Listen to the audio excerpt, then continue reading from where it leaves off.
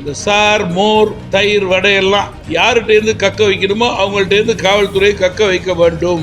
அண்ணா பல்கலைக்கழக சம்பவத்திலே முழு பூசணிக்காயை யாரும் மறைக்க முடியாது என்ற ரீதியிலே அரசு செயல்பட வேண்டும் என்று நினைத்தால் உண்மை நிலை வெளிவர வேண்டும்.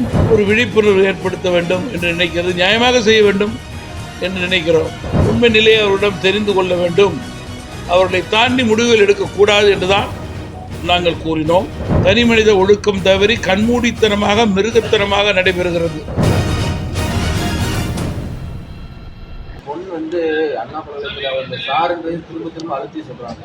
ஆனால் காவல்துறை தரப்பையும் தெரியாது, அப்படிலாம் யாரும் நீங்கள் முழு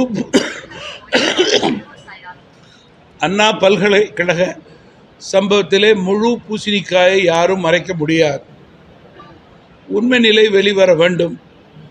இது சாதாரண மக்களுடைய எதிர்பார்ப்பு, பெற்றோர்களுடைய எதிர்பார்ப்பு. இதுபோன்ற சம்பவங்கள் இனி நடைபெறக்கூடாது என்ற ரீதியிலே அரசு செயல்பட வேண்டும் என்று நினைத்தால் உண்மை நிலை வெளிவர வேண்டும். இந்த சார், மோர், தயிர், வடையெல்லாம் யார்கிட்டேருந்து கக்க வைக்கணுமோ அவங்கள்ட்டேருந்து காவல்துறை கக்க வைக்க வேண்டும். அப்போதுதான் பொதுமக்கள், பெற்றோர்கள் அரசு மீது நம்பிக்கை ஏற்படும்.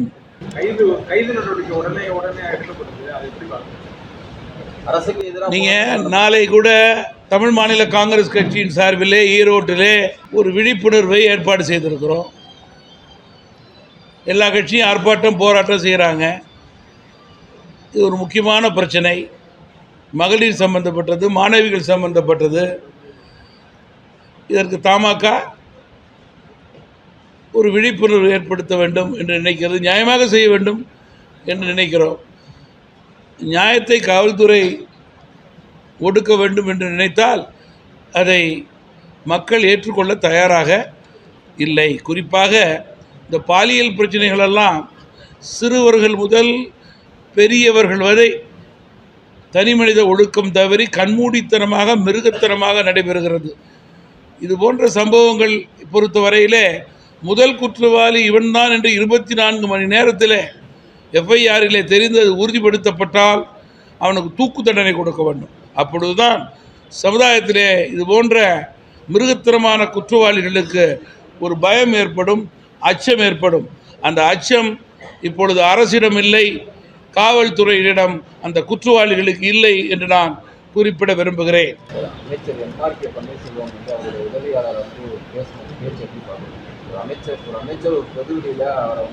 நீங்கள் பொதுவாக இது போன்ற உதாரணங்கள் தமிழகத்தினுடைய ஆட்சியாளரிடம் பட்டியல் போடலாம்.